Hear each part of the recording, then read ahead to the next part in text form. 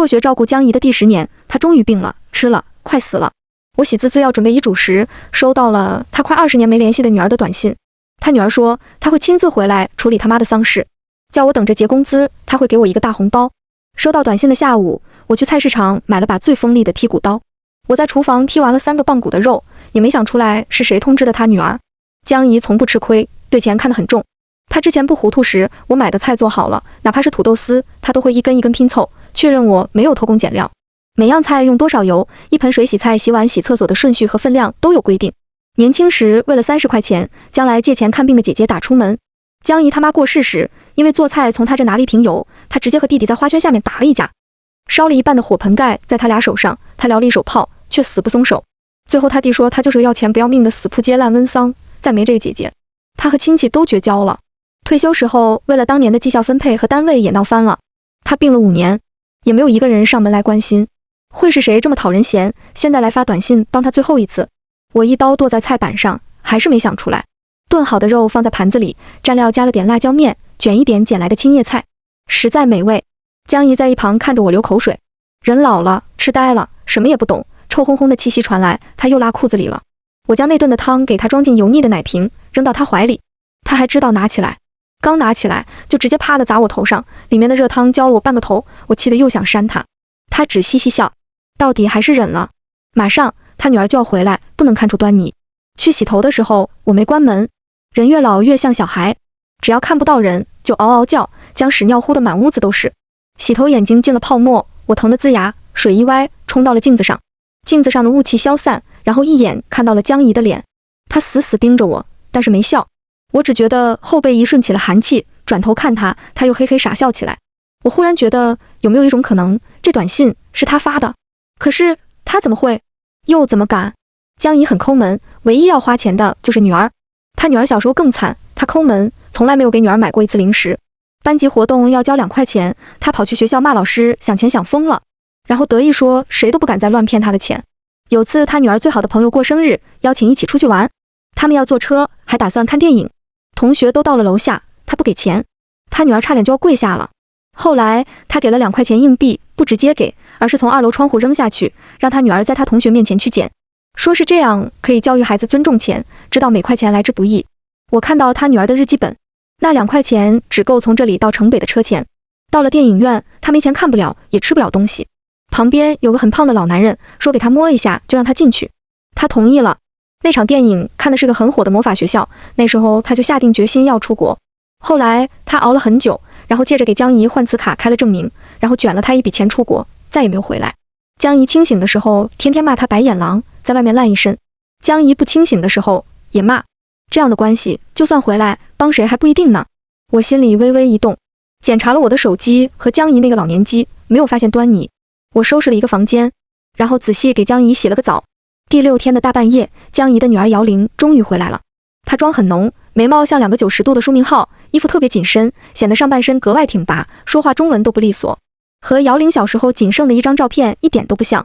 她回来看到晒太阳笑嘻嘻的江怡，表情明显愣了一下。江怡看起来很健康，可不是要等死的。她转头看我，我低头洗水果，然后听到她叫了一声妈，开始干巴巴哭。我松了口气，开始不动声色切水果。水果切完了，姚玲还在哭，说这些年多想她。我忍不住笑，这个女人根本不是江怡的女儿，她甚至都没发现眼前这个太婆根本就不是江怡。贾姚玲可孝顺，特别是知道这个老婆大拆了，也许可以赔上800万，全身都绷直了。早上5、6点就起来熬稀饭，她还一个劲说他妈她自己会照顾，叫我先算算钱，到时候给我2倍。现在保姆1个月3000，我给你6000，这个月做满就不用来了，这个月还有10天。而我整整照顾了江怡10年。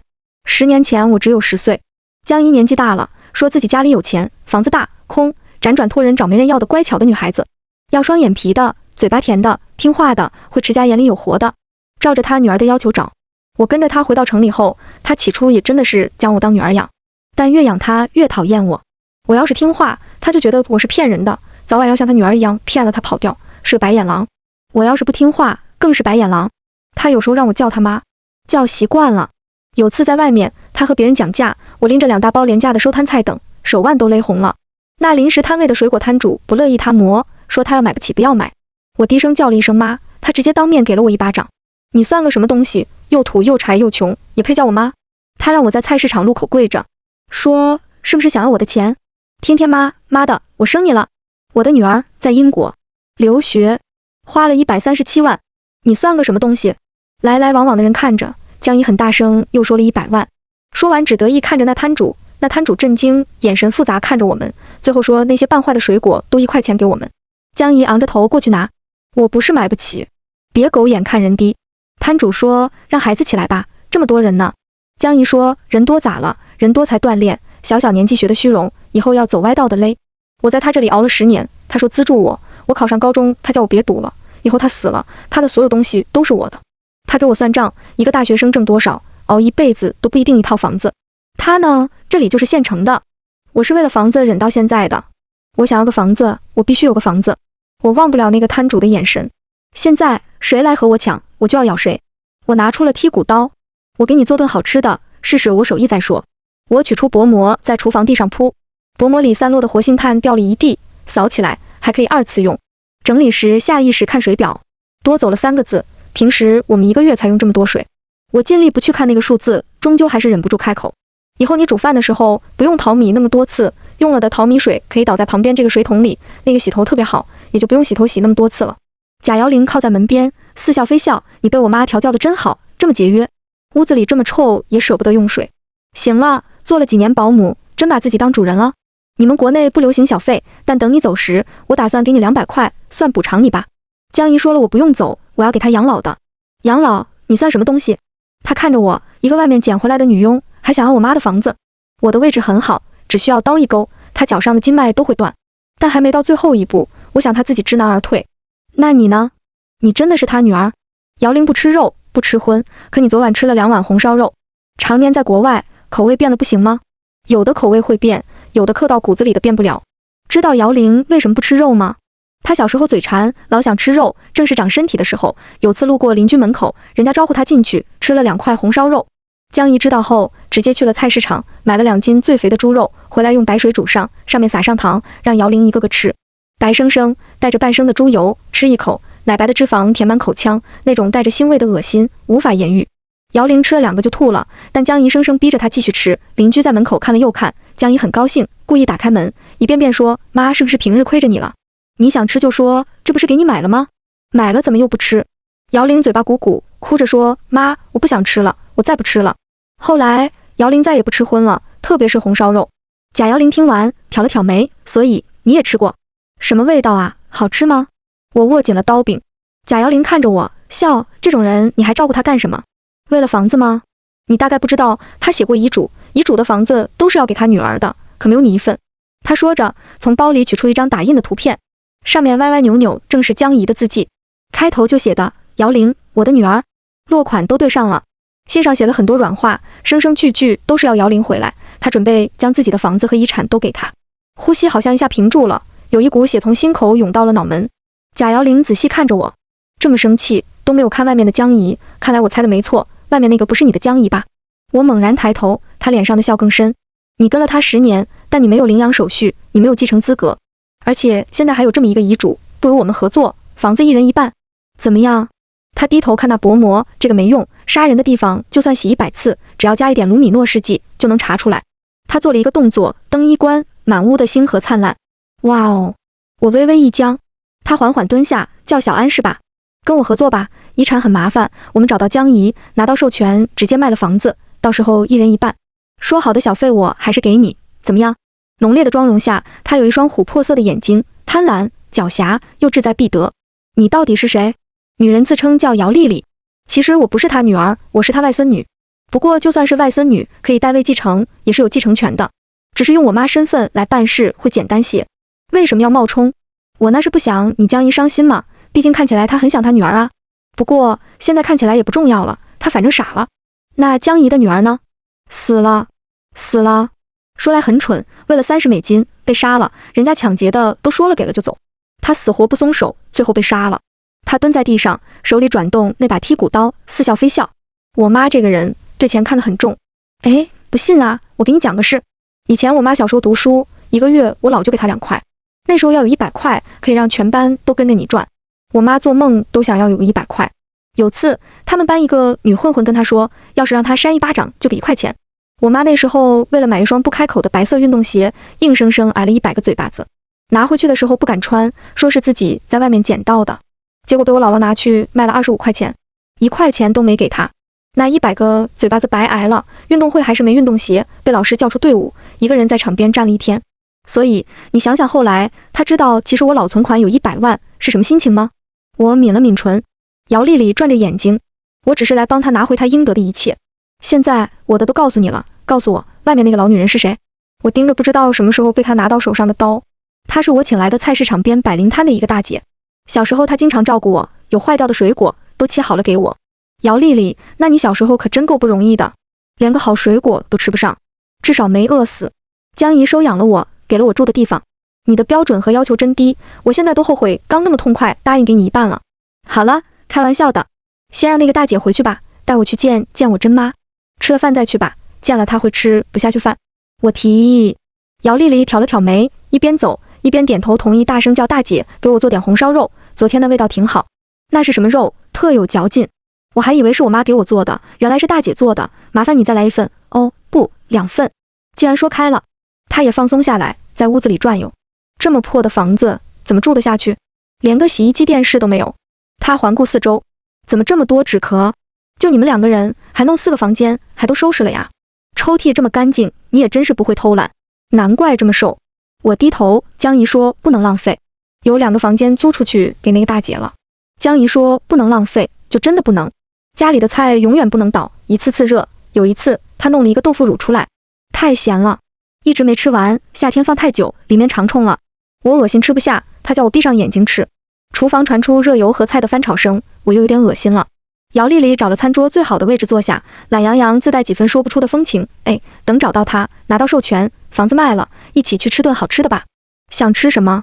我请你。我不好意思说吃肯德基，其他的名字也说不出来。姚丽丽笑了笑，那我做主，请你吃西餐吧。吃过牛排没？我摇头。她环顾左右，她这么节约，后来我妈走了，没人花她钱了，存了多少钱？我说不知道，她的东西都藏得很好，她病了以后也记不得了，问了很多次，她都说不清。这个老东西真是疑惑不浅啊。姚丽丽倒不在意这一点毛毛钱，这房子真的能值800万。停水停电的时间马上就要到了，周围都已搬空，如果继续僵持下去，可能1000万也有。她笑，羡慕你呀，小安，在800万的房子里住了10年。外面的喧嚣声渐渐消失了。到了每天中午11点，300米外的广场舞大妈们都会陆续收队，准备回家吃饭了。不记得了，我刚刚搜了一下周围房价，4万8，这都是什么人能买啊？水果摊大姐端着第一个菜出来了，香喷喷的红烧肉。大姐走得很慢，那黑色的汤汁在肉里轻轻晃悠。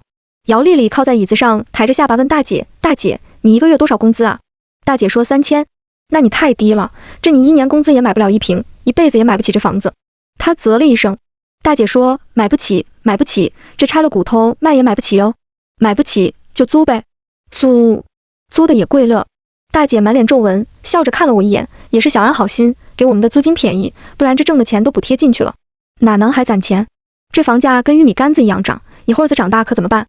红烧肉放在了桌上，姚丽丽还想要一个凉拌肉，她实在很喜欢吃肉，没办法，这里的肉香。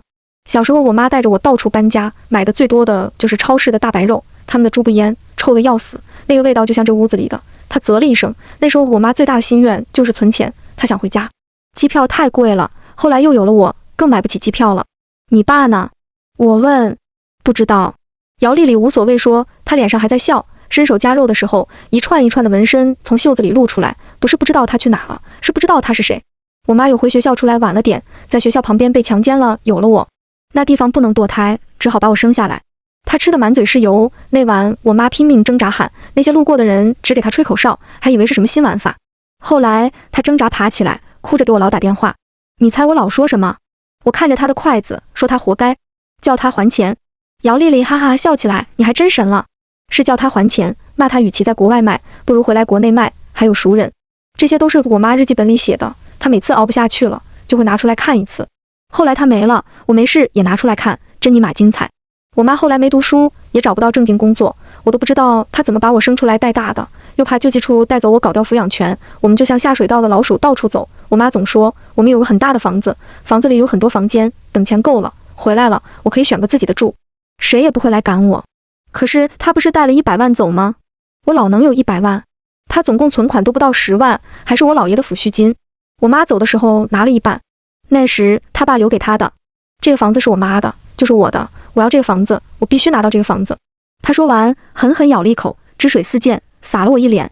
大姐的凉拌肉做好了，放在桌子上。姚丽丽一点不剩，她吃东西特别快，就跟怕人抢似的。吃完了，她打了个饱嗝，什么时候去找她？我说要不改天吧，你回来了还没出去看呢。最右边有个公园，里面还可以划船。不想划船，只想要房子。姚丽丽说。我说那要不休息一下，吃了消消食。姚丽丽也不肯。这时候里面的大姐端着最后一个大碗慢慢出来了，笑眯眯说喝口汤吧，消油腻。她亲自给姚丽丽舀了一碗。你们在国外这么久都没换手机号啊？姚丽丽呼噜呼噜喝汤，那哪能，经常还要听听我妈的声音呢，哪怕是骂人也是妈妈的关心不是？卖血也不能停机。大姐笑，对对对，这当妈的没有一个不想孩子好的，有时候也就是说点气话，但心里都是挂着孩子的。这不怎么临了都要叫你回来，还要把所有遗产都给你，你说要是将来谁娶了你，那得多好命，嫁妆都有800万里，可惜就是年龄。姚丽丽翻了个白眼，什么嫁妆，那是我的。大姐干笑，是。姚丽丽打了个哈欠，感觉有点困，她趴在桌上倒下一瞬。大姐，哦不，我亲妈一下变脸了，啪的一巴掌过来，是不是你发的消息？不是我，不是她怎么会知道？还这么远跑回来？我不知道。我抬头看着她，就知道说不知道。别忘了你有把柄在我手上，草包一样的东西，跟了那个老东西10年都没拿到委托书，现在人家女儿回来了，遗产也没你的份，你没有拿到房子，到时候你弟长大结婚哪里有房子？我忽然忍不住笑了。本来这个房子没拆迁4个房间就不够，你弟弟结了婚1间，我1间，他们孩子2间，以后要是个3胎根本不够。那我呢？我缓缓伸手去摸着火辣辣的脸，看着他。我妈吸了口气，又呼出来，你以后要结婚要嫁人的呀，你都住了10年的好房子了，还要怎么样？人不能这么贪心。10年之前，我跟着到外面讨生活的爸妈来到这里，他们怀上了2胎，如愿有了一个儿子，就说我在外面走丢了，将我交给了江姨。临走那天，我妈还带着我去街上第一次剪头发。她一边走一边跟我说，妈也不是不得已，你看现在家里就只有一个棚，过2天又得搬，现在一个房间，你弟弟想和我们一起住，你没房间啊。你去了这家，这个阿姨家里没孩子，你好好跟着她，以后她的东西都是你的，她的房子也是你的，到时候有了房子就有了家，我们就一家人可以住在一起了，好不好？别哭了呀，哭什么？人家城里人怎么都不会短了你吃喝。爸妈送你去吃肉，吃香的喝辣的，我们在家还吃糠咽菜呢，你不要不知足，知道了吗？我一边擦眼泪一边点头，一定要听话，嘴巴甜点，放了学就好好干活，勤快点，人家叫你干啥就干啥。我们走到了那个理发店门口，我的头发很长很黑，我从来没有去过理发店，也没有吹过吹风。我看着转筒，心里有些紧张。而在这时，我妈叫我停下来，她叫理发店外面一个女人过来。我连忙问我妈，不是要去理发店吗？妈，这就是理发店。她叫那个收头发的，在外面一点点给我剃头发，最短，贴着头皮，用刀割。我眼泪一下掉下来了。你过去了，这头发又没什么用，马上要交房租了，这头发还能卖钱呢，还哭？闭嘴，没事，继续剃，小孩子就是屁事多，头发还会长出来的不是吗？我顶着一个小男孩的乱发，眼泪打转不敢哭。他说等有了房子就好了，我们就有家了。而现在这个我熬了10年的房子里，他却说这个房子是没有我的，一个房间都没有。我哭着叫，妈，你怎么这么说？你眼里就只有你儿子吗？为了你儿子，你根本不关心我感受。我妈用一种看白痴的眼神看我，仿佛说你现在才知道。我哭着转身就走，一边走一边说，可是这房子也不是我的，是人家女儿的，人家名正言顺的，人家女儿那么大了，看不上你那毛都没长齐的儿子。我妈冷笑一声，没说话，她转头看向厨房，但眼里的狠意再明显不过，什么名正言顺，要是命都没了，还顺什么？我哭着摔上了门，在楼下哭了一会，差不多时间了，我给我那个游手好闲的弟弟打电话，果然在逃课，还没上初中就已经很难管了。他在网吧打游戏，听我说有钱就要来。到了楼下，我说妈在上面发脾气，只有他能劝到，他要是劝成了，我会再给他50块钱。他刚上去，我看到我爸也回来了，他们都上了楼。广场舞的大妈回家了，热烘烘的太阳照在地上，整栋楼很安静，只有门口的打瞌睡的门卫偶尔睁开眼睛。一只猫翻身抬起头，突然站起来，钻进了树丛，上面突然传来刺耳的尖叫声，戛然而止。我回过头看着上面，就在这时，惨叫声又响了起来。门卫大爷睁开了眼睛，我慌乱看着他，怎么回事？昨天江姨女儿回来了，走，去看看。我上楼的时候，从楼道就是嫣红的血。站在楼梯口，我第一眼看到了我妈，她背上是一把刀，捅穿了心口，而那个假摇铃一半被我爸抓着，整个房间一片狼藉。那薄膜根本不够用。我妈一直抖着嘴唇说，就说都是我干的，都是我干的，护好儿子。我爸脸色惨白，哆嗦着嘴，他半跪在地上。而我弟弟只眼睛一直盯着半死的假摇铃身上的手机，手机页面是最新的王者，他想玩，而假摇铃则睁大眼睛，死死看着我。他被偷袭挨了一刀，看来他只顾着防备我妈，没留意还有我爸这个帮凶。他还剩最后一口气，无人在意的角落，我颤抖着伸手过去，给了他最后一巴掌，嘴里的关心，你怎么了？你别睡呀，你醒醒啊！一巴掌又一巴掌。门卫大爷话都说不清了，别顾那个了，先报医院啊，打119啊。假摇铃奄奄一息，只有进气没有出气了。他的身份很快查了出来，曾是姚玲的初中同学，名叫冯慧磊，两人的关系恶劣，甚至初中霸凌过姚玲，让姚玲3年初中痛不欲生。冯慧磊因为父亲赌博，家中房子卖掉以后，一直租房为生，在沿海城市混了很多年。之前因为收到了姚玲从国外发来的消息和联系，他甚至得到了姚玲的日记，觉得自己胜券在握。在巨大诱惑下，他冒充姚玲，想搞来所谓的委托书，想要吞掉这个房产。没想到却被鸠占鹊巢的杨家两口子处理了。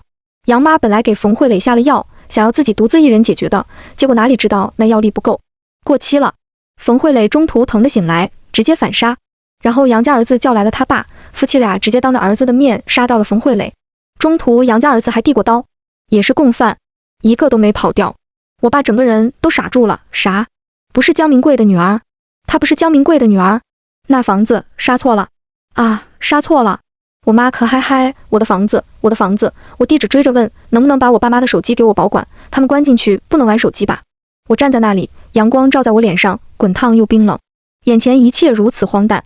我妈被带走的时候，看着站在那微笑的我，忽然反应过来一般，她挣扎惨叫了一声，是不是你？是不是你换了药？你是不是故意的？我说不知道你在说什么呀？什么药啊？你别装，你最恶毒了，你是不是想要独占房子？警察同志，抓他，抓他，他也是凶手。他杀了这个房子的主人，杀了江明贵。周围人安静了一下，都看向我。对，来了这么久，只看到一片混乱，却没有看到江明贵，他去哪里了呢？我看了他们一眼，向厨房走去，一直走到了冰箱门口。周围人一下想到什么，都脸上露出略微复杂的神色，又看向那还在冒着热气的汤锅。快死的冯慧磊脸上也露出了恶心的神色，想要说话还是吐。知道了吧？这个恶毒的女人杀了江明贵，这2天吃的肉都是。我拉开了冰箱门，里面的江姨有些吃傻，却生生活着，整个人蹲在里面。她看到我一瞬，眼神闪过恐惧，然后开始叫关关。没有通电的冰箱被她又关上了。我爸目瞪口呆看着我，可是你不是说已经杀了？你不是说已经杀完了？你还给我看过图，一地的血，你说可以住进来的，你不能乱说啊！我说的是杀猪啊，之前买了一只病猪，便宜我就自己杀了，就像你们杀我狗那样，一刀杀了。小型猪的器官、心血管系统、皮肤结构、胃肠道系统及泌尿系统都和人很像。我想要知道，切开那层虚伪的皮囊，下面会是什么样？那你为什么要用活性炭和薄膜？小区改造，马上停水，我只是想要节约用水和用电，不行吗？我妈目瞪口呆，片刻猛然回过神来，她惨叫哭嚎：你为什么要害我？为什么要害我？你明明说不能乱说话的。我看着她，你们进去，弟弟不知道怎么办呢？我妈尖叫一声，昏了过去。我爸还是如同以往一样，将头转了过去，就像是曾经他们就在不远处的胡同口兼职摆野摊卖水果，看过我在胡同口下跪，然后别开了头，1块钱将那袋子烂水果卖给了江姨。晚上回去，那些坏掉的分给了我。那时候我没得选，只能接受。但现在不一样了，我重新再回来已经是第2天，从头到尾并没有证据证明我参与这一切，而且所谓的房屋拆迁也并不是那么一回事。我回到屋子的时候，江姨还在。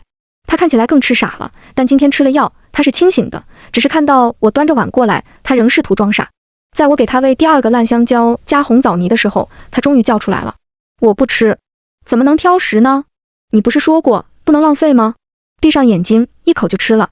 小安，我给你授权书，你卖了这个房子，我们1人1半好不好？你要一大半好不好？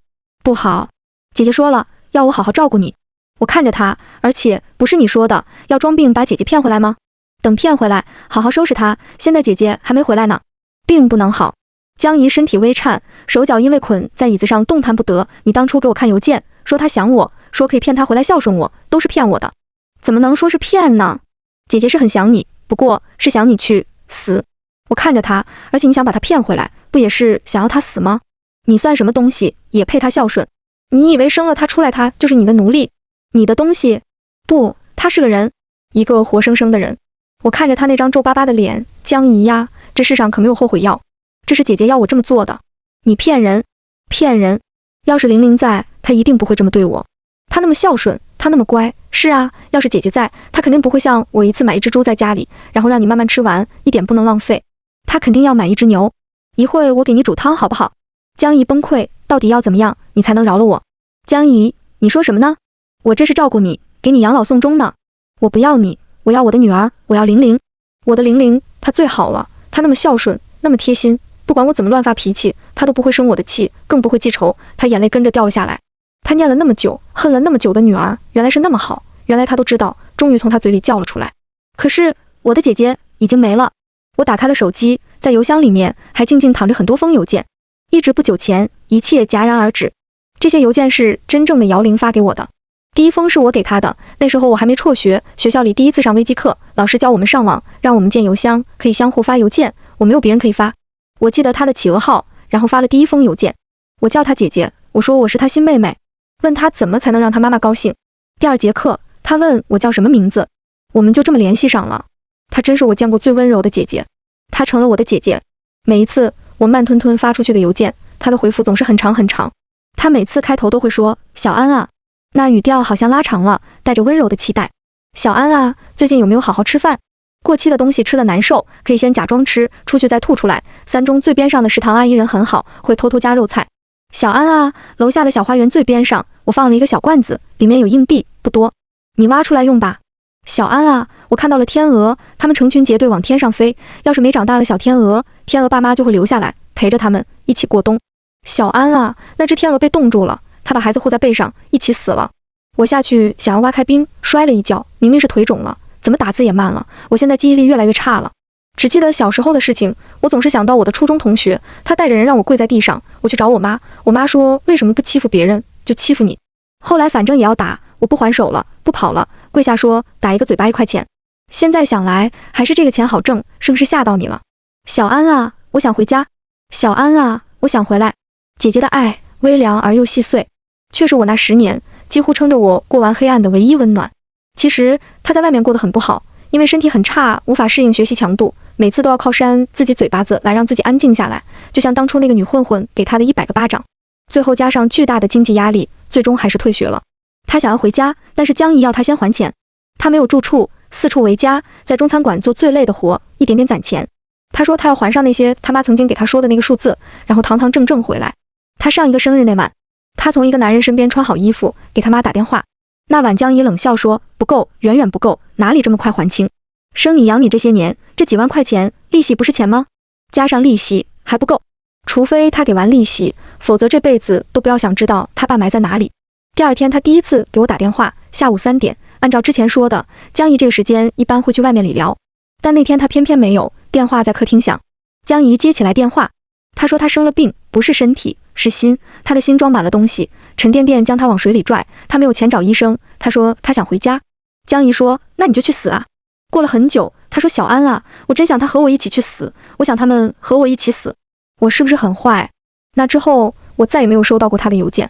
江怡根本不相信姐姐死了，不过是骂了他几句，不过是说了他几句，怎么这么记仇，心里这么脆弱，说都说不得了。他一点点看着上面的邮件，我那是为了他好，我只是不想他随便交乱七八糟的朋友，我关心他的学习有错吗？我没有管他同学和他吵架，是要想他独立，学会面对有错吗？做家长怎么就这么难？渐渐他开始出神，他看着最后邮件，姐姐说自己要攒够钱了，马上就可以回家了。他忽然沉默了，我等着他说一句对不起，那些琐碎的搓磨，那些零星的折磨，这么多年汇聚成巨大的利刃，凌迟着姐姐的人生。而他最后说的是，我从小教他感恩，教他全面发展，耗尽心力，从早到晚盯着他，全身心都为了他。他就是这样干的，我养他这么久，一天福都没享到，他就自己这么死了。自私，自利，死了就死了吧。他说着说着，忽然尖叫起来，仿佛疯了一般。不对吗？我付出了，我不应该得到吗？我做事什么时候亏本过？我这么多钱一分没还，就白花了。他怎么能死？怎么敢死？我就应该早点把他骗回来，按网上说的，把他送进精神病院，看他还能不能到处跑。我没忍住，一巴掌扇了过去。那曾经的100巴掌，还给了冯慧蕾20巴掌，还有80是他应得的。我闭了闭眼，站起来，拍了拍手。弟弟一边玩游戏一边走了进来，我给了他100块，一天100块，他负责照顾江怡，不死，比江怡给我的1个月300块工资要大方很多。弟弟拿过钱，笑嘻嘻，姐姐，你真爱我。我哪里爱你？给了这么多钱，还不是爱我？我轻轻笑起来。我走出门，房间关了。过了一会，里面传来弟弟愤怒的叫骂声和啪的一声耳光，怎么尿了？第2个月，江怡瘦了很多。小安，看在江怡以前那么爱你的份上，然而姐姐让我明白了，爱并不是打压欺辱，爱是长觉亏欠。他不是爱我，他是在我身上发泄。好啊，看在江怡那么爱我的份上，我给弟弟减了1半工资。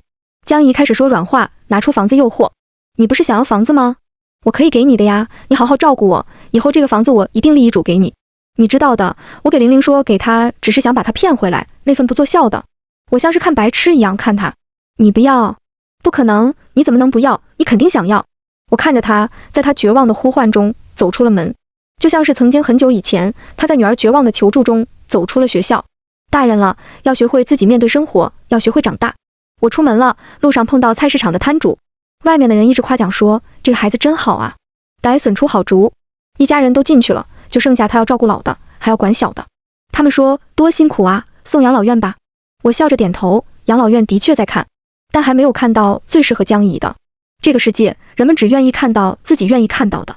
一个摊主招揽，我买了整整齐齐的完好的香蕉，一个黑点都没有，剥开一口一口吃完了，然后再吃了第2根。姐姐，好香蕉很好吃，一点也不苦。